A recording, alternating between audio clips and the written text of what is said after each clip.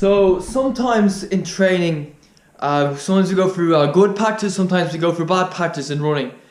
But sometimes when you're going through a bad patch and you feel like you're doing everything right, you gotta look back to times where you were successful and think, what is the difference between now and then? An example for me would be, I was going through some bad form in the indoor track season, but when I look back, towards the end, in November 2016, I went through a bit of a breakthrough in my last year as a junior runner. I came 3rd in the Dublin Cross Country Championships and 10th in the National Junior Championships. And I was looking back at the training I was doing then, and what I remembered was back then I was very rigid about the pace. Like I'd be running 8-minute miles in all my easy runs, which is very easy. And in the sessions I would stick rigidly to the pace. And like I remember one day we ran a race on the Sunday. I think it was the Autumn Open, and we were doing a session on the Wednesday evening, and our coach said, right, because you did a race and you still haven't fully recovered, you need to take it a little bit easier today. So what we were doing was like a tempo run.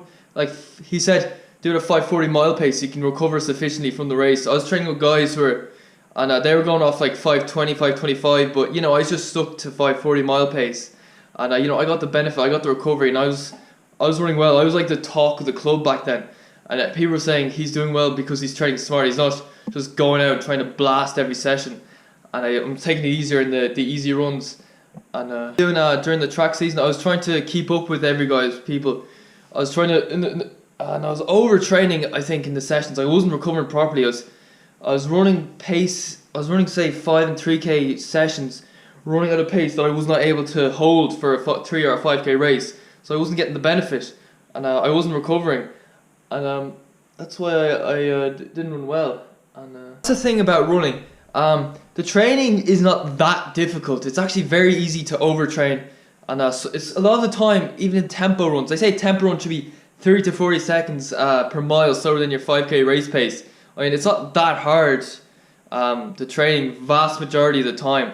You know, well, I think they say it's a mind game, but I think the only place where you need to be really mentally tough is in the race.